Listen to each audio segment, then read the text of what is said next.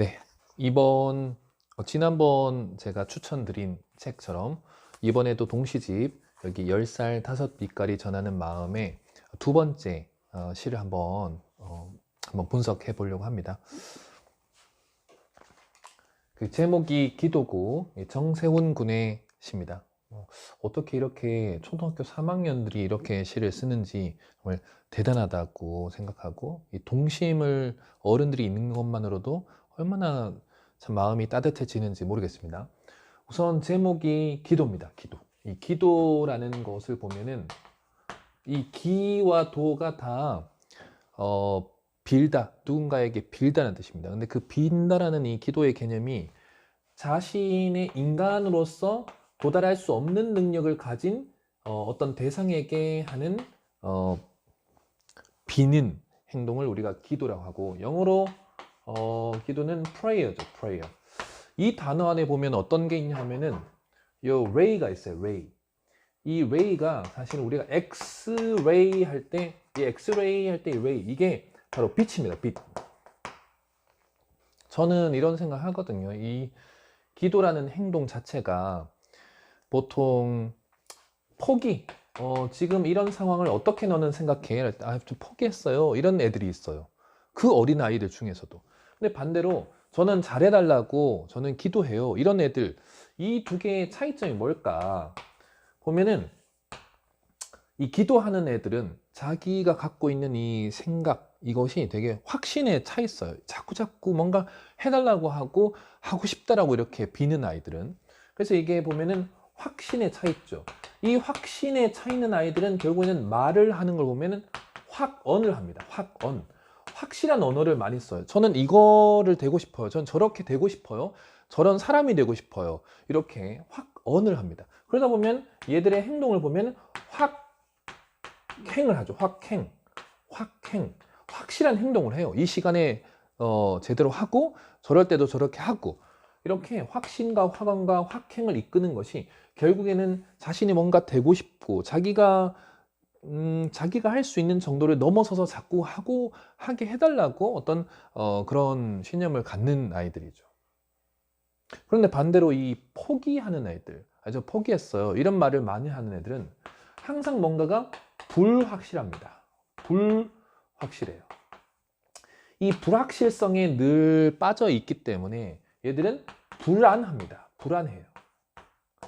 이 불안한 아이들은 늘 행동이 어떠냐 하면은 우울한 행동을 합니다. 우울한 행동. 이거는 확신과 확언과 확행의 정반대죠. 자신을 잘 못 믿어요, 스스로를. 그리고 행동을 정확하게, 말을 정확하게 하지 않고 항상 말이 불안한 말을 합니다. 그러다 보니 행동은 우울한 행동으로 비춰지죠. 근데 이런 애들은 행동도 확실하게 해요. 벌써 제목을 저렇게 기도라고 하는 정도로만 봐도 얼마나 이런 패턴 안에 저 정세훈 군이 살아가고 있을까, 이런 것까지도 생각을 합니다. 그래서 혹시 초등학교 자녀를 둔 부모님들한테 어떤 제목을 아이들한테 한번 주고 너도 시를 써봐라 라고 하면 확신에 찬 단어들을 잘 골라야 돼요. 제목은 실과 같아요. 이 실 자체를 부정적인 제목을 주고 뽑아봐라 그러면은 이 뽑힐 실들은 전부 부정적인 겁니다. 그렇기 때문에 이렇게, 저는 그렇게 생각돼요. 이런 정말 어두운 상황에서 실제로 기도를 한다는 것은 이 기도라는 단어 안에 빛을 비추듯이 밝아지게 만드는 것이 바로 이런 기도 아닌가라는 생각을 해봅니다.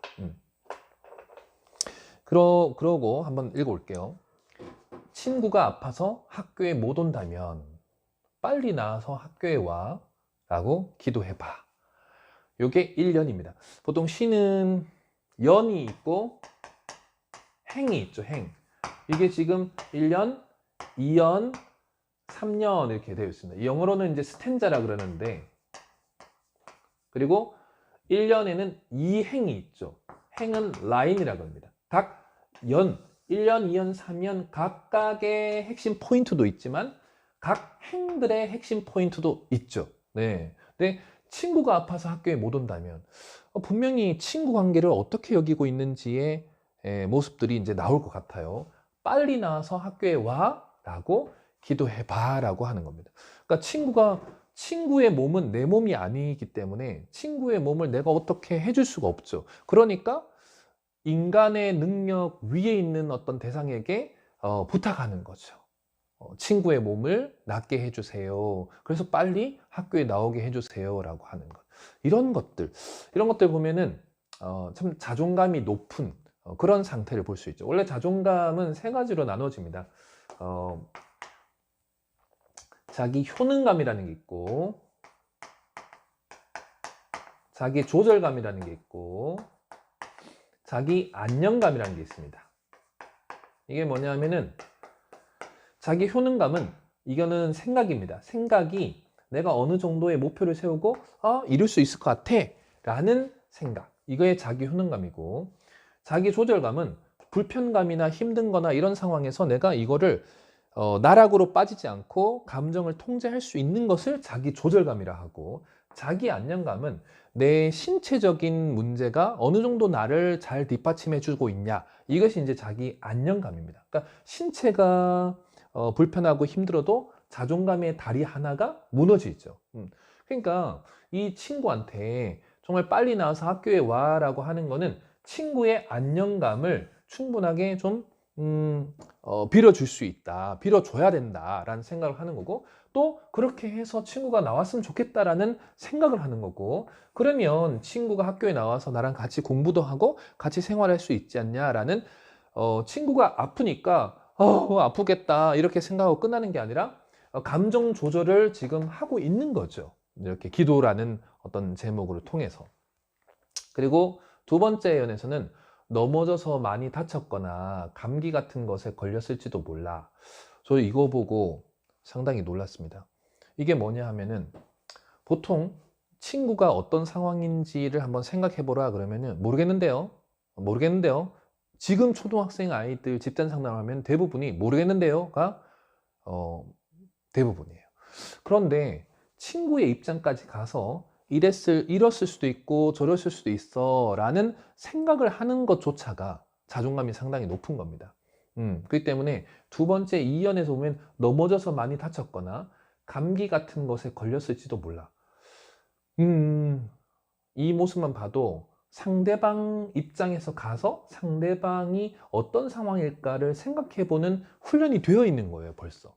대부분은 이기주의, 그러니까 자기주의에 보통 휩싸여져 있는 것이 대부분입니다. 근데 보통 우리 어렸을 때 생각해 보면은 친구는 저래서 친구 위주나 타인 위주로 오히려 어렸을 때 훨씬 더 많이 그렇게 생각을 하죠. 근데 어른이 되면 될수록 내 에너지를 친구나 지인이나 이쪽에 쓸 에너지가 없어요. 왜? 살면서 너무 내 자신이 바쁜 거예요, 살면서. 그러다 보니 어른이 되면서 많이 잃어버리는 것 중에 하나가 바로 내가 가까운 친구들의 입장까지 가서 생각하는 에너지가 대부분 떨어집니다. 그래서 우리가 동시를 보면서 동심을 좀 이렇게 볼 수 있는 것은, 그래, 저렇게 친구의 감정까지 에너지를 쓸 수 있는 그런 환경이고 그런 상황이면 얼마나 좋을까라는 어른들의 이 세계에서 부족한 부분을 우리가 또 볼 수 있겠죠. 그리고 학교에 오기 싫다가 또 막상 아파서 못 가게 되면 속상할 거야. 나도 그랬거든. 요거는 이제 공감에 해당되겠죠. 나도 그런 상황이 있었는데 친구도 분명히 그런 상황일 거야 라는 자신의 경험에 빗대어서 생각해 볼 수 있는 그런 생각을 하는 거죠. 그 다음 마지막 3년에는 1년에서 보통 그렇게 기도해봐, 학교에 와라고 기도해봐, 그럼 마지막에 학교에 나오라고 라는 반복되는 이제 강조점을 준 것 같아요. 그러니까 아픈 친구를 위해 기도해줘.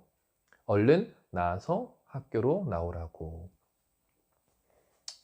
저는 이 시를 보면서 이 제목에 그 아이들이 어떤 제목의 키워드를 쓰느냐만으로도 이 친구가 평상시에 어떤 생각을 하고 또 감정을 어떻게 처리하는지, 이런 것들이 우리가 참 잘 볼 수 있지 않을까라는 생각을 해봅니다. 네, 짧게 정세훈 군의 기도라는 시를 한번 간단하게 봤습니다.